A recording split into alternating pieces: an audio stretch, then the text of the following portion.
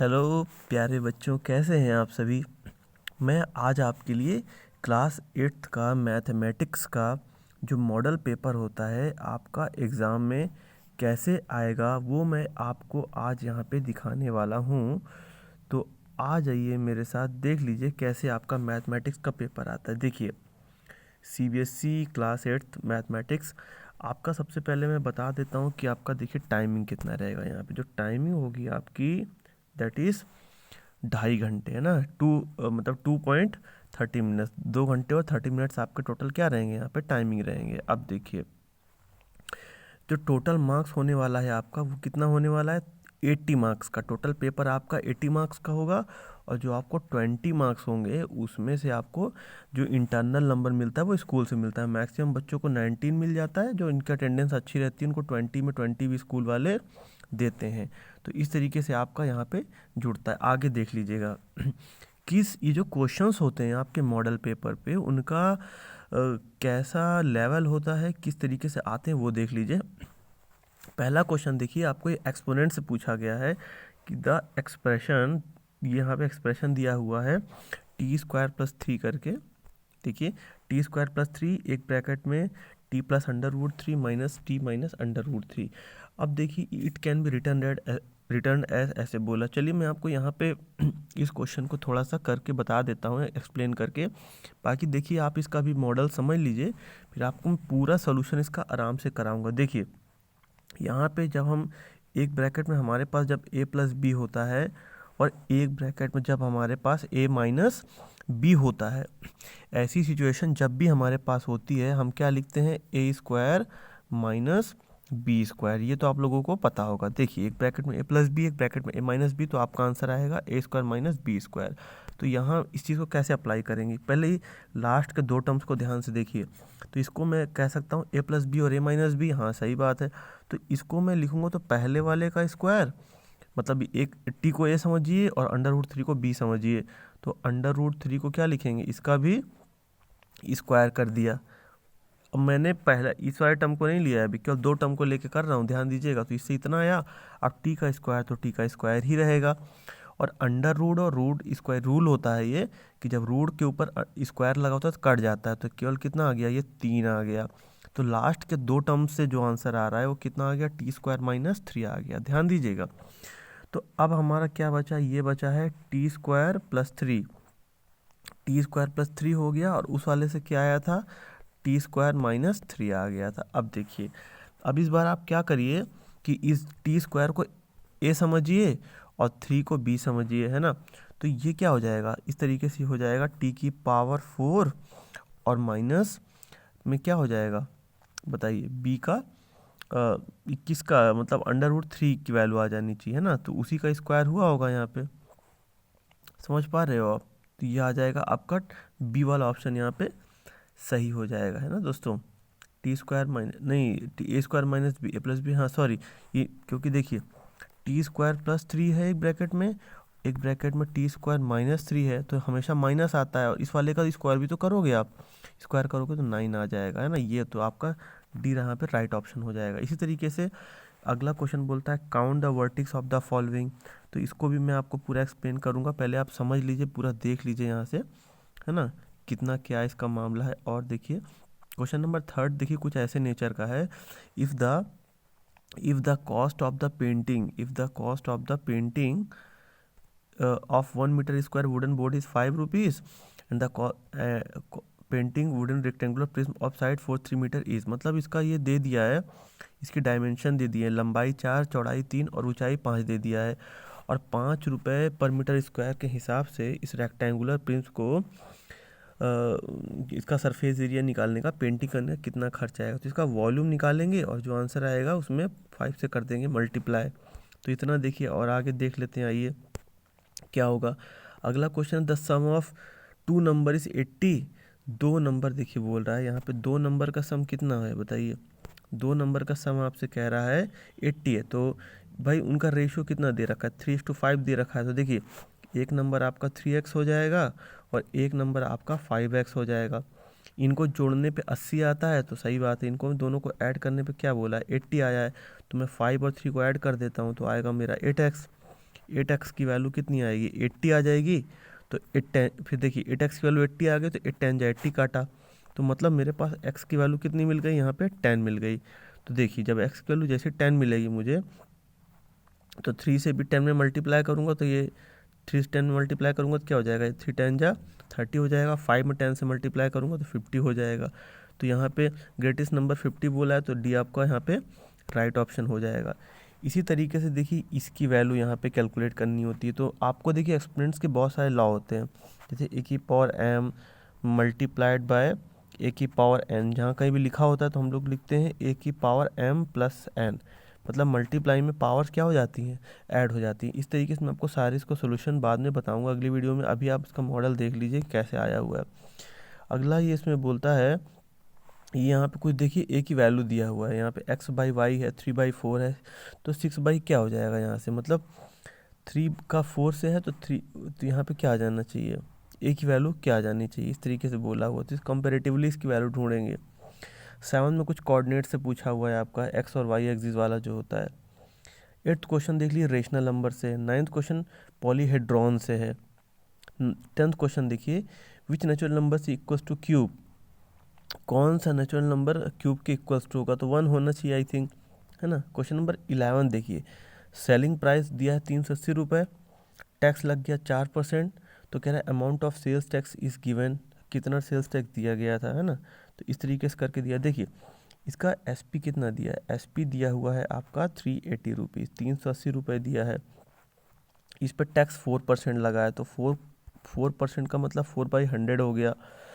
तो भाई 4 रुपये का मतलब ये हुआ, मतलब 104 की वैल्यू 380 है यहाँ पे। देखिए मैं आपको डायरेक्ट ही करके बता रहा हूँ, मैं आपको 104 की वैल्यू यहाँ पे 380 है ना। तो अब यहाँ पे आप दोनों साइड कट कर लीजिए, है ना। दोनों साइड कट करिएगा तो एक की वैल्यू आ जाएगी, जो एक की वैल्यू आएगी उसी से आप कर दोगे इस पर मल्टीप्लाई, तो आपका फाइनल आंसर आ जाएगा। अब यहाँ देखिए इस इक्वेशन को हम क्या लिख सकते हैं, इस इक्वेशन को आप ही बताइए क्या लिख सकते हैं। क्रॉस मल्टीप्लाई करिए, ऐसा क्रॉस मल्टीप्लाई होता है ना। तो 4 को मैं यहाँ से मल्टीप्लाई जब करूँगा x+7, तो ये क्या हो जाएगा, 4x+28 आ जाएगा एक साइड में, इक्वल्स टू लगा दीजिए। और 3 का x-1 के साथ जब करिएगा तो 3x-3 आ जाएगा। ये देखिए 3x क्या आ जाएगा, 3x-3 आ जाएगा। तो 4x 3x के साइड जाएगा तो x बचेगा, और 28 क्या कहते हैं इधर आएगा तो -31 बचेगा। क्या बनेगा बताइए, आप ही बताइए भाई। तो 4x में से 3x गया तो कितना बच गया, यहाँ पे x, और यहाँ से 20+31 हो जाएगा। तो ये हो जाएगा x+31 वाला ऑप्शन आपका राइट हो जाएगा। ये वाला मतलब कौन सा वाला, देखिए आपको बता देता हूँ, ये सी वाला ऑप्शन राइट हो जाएगा यहाँ पे। इसके बाद एक और एक्सपोनेंट से आपको देखने को मिल गया, ये कितने नंबर का है, ध्यान दीजिएगा, ये 2 नंबर का है, सेक्शन बी क्वेश्चन है, ये 2 नंबर का है। ऑलमोस्ट आप मान के चलिए पेपर आपका ऐसे ही करीब करीब बनेगा। अगला देखिए क्या है, find the square of 82 by this method. तो आपको इसमें कैसे अप्लाई करना है, देखिए 82 का जो स्क्वायर फाइंड करने का इन्होंने इस वाले मेथड से बोला है, तो मैं आपको बता देता हूँ। फिलहाल आप 80 लिखिए और प्लस में 2 लिखिए और पूरे का होल स्क्वायर कर दीजिए, ठीक है। क्योंकि 80 और प्लस 82 हो जाएगा, इसको a मान लीजिए 80 को, इसको b मान लीजिए। अब 80 का स्क्वायर यानी कि a का स्क्वायर आप करोगे तो 1600 आ जाएगा आपका, आ गया। b का स्क्वायर करिएगा तो 4 आ जाएगा, और प्लस में आपको 2a भी करना है, तो 2 इंटू 80 और इंटू फिर से 2 हो जाएगा। समझ पा रहे होंगे आप लोग। देखिए ये वाला अब तीनों को ऐड कर लीजिए, तो 1600 में 1600 में 4 ऐड करोगे तो 1604 हो जाएगा, 1604 हो जाएगा। और इस वाले को मैं करूँगा तो 1600 और तो 3200, तो 1604 में 3200 ऐड कर लीजिए। 1604 के अंदर 3200 हम कर लेंगे क्या ऐड, तो यही आपका फाइनल आंसर आ जाएगा। 4 0 ये 0 है, 6 to 8 हो गया, ये देखिए 4840 का फाइनल आंसर आ गया। आप चेक भी कर सकते हैं, 82 को 82 से करके चेक भी कर लीजिए कि 4804 आता है कि नहीं आता। 2 2 जा 4 है ना, और 8 2 जा 16 आ गया। 8 2 जा 16 की 6 कैरी आई 1, 8 8 जा 64 और 65 आ गया। आप ऐड कर लीजिए। तो 4 अब मैं ऐड कर रहा हूँ, देखिए 4 को मैं यहाँ पे ऊपर कर रहा हूँ, तो ये 4 हो गया, और 6 कितना हो गया 12 की 2, कैरी आ गई 1, 7 और ये 7। तो इस तरीके से कुछ आपका आ जाएगा अप्रॉक्सीमेट। मैंने आपको तरीका सारा इसमें करा दिया है, ठीक है। अब आगे देखिएगा, बोला है the perimeter of A floor of A room is 50 and it's height is 2.5। Formula लगाइएगा, पेरीमीटर दिया हुआ है और हाइट दिया हुआ है, ये भी हो जाएगा, बड़े आराम से हो जाएगा, कोई दिक्कत नहीं है। फैक्टराइज वाला अगला क्वेश्चन है, तो इन दोनों में कॉमन ले लीजिएगा। 3x² और 7x में कुछ कॉमन लेना है, और 14x + 6 में कुछ कॉमन लीजिएगा। इस तरीके से बनेगा। अगला क्वेश्चन बोला है कि 26% ऑफ ए नंबर इज़ 65। तो ये देखिए 26% ऑफ एनी नंबर इज़ कितना बोल रहा है भाई, 65 बोल रहा है। तो 26% किसी नंबर का 65 है, तो नंबर क्या होगा, तो ये परसेंटेज होता है, मैं यहाँ पे लिख देता हूँ 100, है ना। देखिए तो ये हो जाएगा 26/100 इंटू x = 65 हो गया। इसी को आप सॉल्व कर लीजिए। चलिए मैं करता हूँ, देखिएगा 13 2 जा 26 कट रहा है, और 13 5 जा 65 कट रहा है। तो ये 100 का मल्टीप्लाई 5 में हो जाएगा, है ना। तो ये 500 हो जाएगा, तो x की वैल्यू 500/2 आ जाएगी। x की वैल्यू आ जाएगी 500/2 आ जाएगी। दोनों को आप कैंसिल करिएगा तो 225 का कटेगा, और एक साथ में 0 चिपकाइए, 250 आंसर आ गया। तो इसकी वैल्यू कितनी आ जाएगी, 250 आ जाएगी। इसका आंसर 250 आ जाएगा 18th वाले का, ठीक है।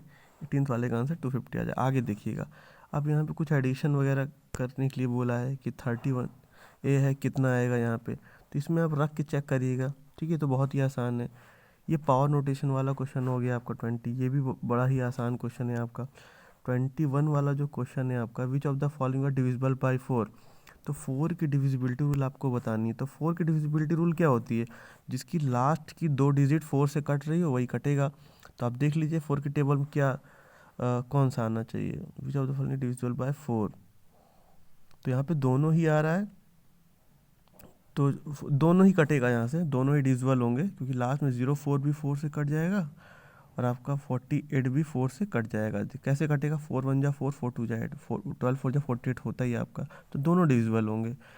Can polyhedron have 10 faces 20 edges and, ये फॉर्मूला बेस्ड होता है। मैं आपको ये चीज़ बताऊंगा फिर जब आपको इकट्ठा जब इस पर कराऊंगा, तो सारे सवाल। Construct rectangle whose adjacent sides are 6 and 4.2, मतलब जो लगी हुई साइडें हैं तो वो 6 और 4.2 होना चाहिए। मतलब अगर ऐसा होगा तो ये वाला भी आपको 6 लेना पड़ेगा, और ये वाला अपने आप ही 4.2 हो जाएगा। इस तरीके से बनाना है आपको, ये आर्क वगैरह लेके करनी होती है ना, ऐसे आपने कंस्ट्रक्शन किया होगा। तो यहाँ से पूछा हुआ है सवाल आपका।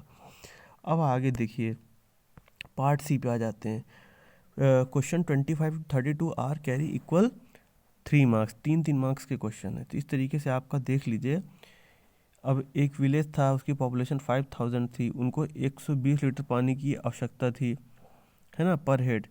It has a tank measuring 20 and 3 metre. For how many days the water this tank will last. बहुत ही प्यारा क्वेश्चन है दोस्तों, बहुत ही प्यारा क्वेश्चन, इसको आप लोग करिएगा। क्वेश्चन नंबर 26 देखिए, 28 देखिए, फिर इसके बाद आपके कुछ बार के क्वेश्चन आएंगे, ठीक है। आता हूँ मैं, देखिए 29 30 आप लोग देख रहे होंगे, स्मॉलेस्ट साइड ऑफ ट्राइंगल करके है। Represent 2/5 on the number line. एक नंबर लाइन का जो है हमेशा क्वेश्चन आता है आपका 2/5 को रिप्रेजेंट करने का, हमेशा। 3 नंबर का क्वेश्चन है। अब आ जाते हैं, देखिए 4 नंबर का क्वेश्चन है, बहुत ही प्यारा, बहुत ही प्यारा। लेकिन मैं आपको एक बात कहूँगा, ये 4 नंबर वाले क्वेश्चन काफ़ी सरल आए हुए हैं, देख लीजिए आप, क्योंकि 3 नंबर के बल्कि थोड़े से कठिन बनाया हुआ था इन्होंने। ये वाला पोर्शन अपेक्षाकृत सरल, देख लीजिए। परसेंटेज वाला ये भी इजी होगा। यहाँ पे यूलर्स फॉर्मूला आया है। यहाँ देखिए rectangular park is 38 metre long and 15 metre wide. भाई रेक्टेंगुलर पार्क है, ये 38 मीटर है, और ये वाला 15 मीटर है। ये path 3.5 metre wide is constructed, ठीक है, आउटसाइड द पार्क। अब इसके आउटसाइड कुछ बनाया गया है, तो आउटसाइड वाला केस आप लगाइए। आउटसाइड का जो फॉर्मूला होता है वो लगा दीजिए, और इस वाले जो बाहरी का जो ये पार्क है उस पर आपका आराम से, इसका मैं आपको डायरेक्ट फॉर्मूला भी बताऊंगा। इसका एक ट्रिक भी होता है, L+2B वाला जो है, L+2B - 2x करके एक ट्रिक होता है, वो मैं आपको शेयर करूँगा। अभी आप इस पर सारा देख लीजिए, आप कमेंट करिएगा आप लोग। तो जैसे आप कमेंट करोगे तो मैं आपके लिए वाला वीडियो भी बना दूंगा। अब देखिए यहाँ पे ये देखिए कितना कितना ज़्यादा सरल क्वेश्चन है, मतलब क्या कहने इसके क्वेश्चन पे। आप देखिए मैं आपको एक बढ़िया चीज़ बताता हूँ इस क्वेश्चन में। देखिए इसका जो एलसीएम आएगा ना, ये 3 आ जाता है, क्योंकि नीचे 3 है डिनोमिनेटर में, तो 3 आ जाएगा। आप 3 से ना पूरे इक्वेशन को मल्टीप्लाई कर दीजिए, पूरे इक्वेशन को यहाँ से आप 3 से कर दीजिए मल्टीप्लाई। तो देखिए मैं करता हूँ, हाँ मैं करूँगा तो क्या हो जाएगा, तो मैं पहले वाले सेक्शन में करूँगा, मतलब तो ये 3 से 3 कटेगा, मतलब ये 3 से ये 3 कट जाएगा, यहाँ जो चीज़ लिखी हो लिखी रहेगी, 3 से 3 कट जाएगा। तब यहाँ पे क्या बनेगा, देखिए यहाँ पे जो आपका बन जाएगा वो क्या बनेगा, एक्स प्लस 0.25 केवल बचेगा, ठीक है। उसके बाद देखिए एक्स वाले टर्म पे भी करूँगा, तो ये माइनस का 3x हो जाएगा, माइनस का 3x हो गया। और 0.5 में करूँगा तो 5 से 1.5 हो जाएगा राइट साइड में। इतना देखिए कितना सिंपल इक्वेशन बन गया आपका। अब आप देखिएगा इसके बाद आगे क्या होगा, मैं यहाँ पे कर रहा हूँ, यहाँ पे कर रहा हूँ, देखिए इस जगह पे कर रहा हूँ ऊपर इसके। तो x में से 2x जाएगा तो क्या बचेगा, x में से 3x जाएगा तो माइनस का 2x बचा, तो लेफ्ट साइड में इतना बच रहा है। अब 1.5 में से क्या करना है आपको, 1.5 में से 1.5 माइनस 0.25 उधर चला गया, तो भाई 25 में से 15 आप घटा लीजिए, है ना। तो कितना घटेगा बताइए, चलिए मैं घटाता हूँ, तो आप ध्यान दीजिएगा। तो 2x इस साइड तो 2x आ गया माइनस में, और इधर भी माइनस में आएगा तो माइनस माइनस कट जाएगा। तो 1.5 में से आप घटाइए 0.25 घटा लीजिए, यहाँ पे 0 बढ़ा लीजिए, तो 10 में से 5 गया 5, और 4 में से 2 गया तो 2, और यहाँ पे क्या बचा, तो कुछ 1.25 बचा है ना, तो 1.25 बचा।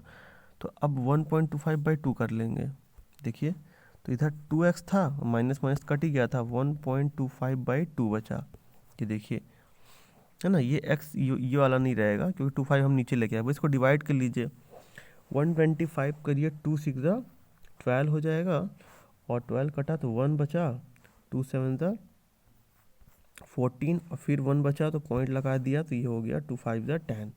बट एक के बाद लगा था तो यहीं लग जाएगा, तो आंसर क्या आ जाएगा 0.675 इस तरीके से आ जाएगा। तो आप लोग करिएगा, मैं आपको अभी जल्दी में कराया हूँ, फिर आपको भी डिटेल में करा दूंगा ये चीज़, है ना। देखिए क्वेश्चन नंबर 37 था, तो इस तरीके से आप लोग जो है करिएगा, है ना। फिर आपको मैं पूरा इसका आंसर सोल्यूशन पूरा आराम से पूरा एक्सप्लेन कर दूंगा। उम्मीद है आपको ये चीज़ हेल्पफुल रही होगी। तब तक के लिए थैंक यू, धन्यवाद।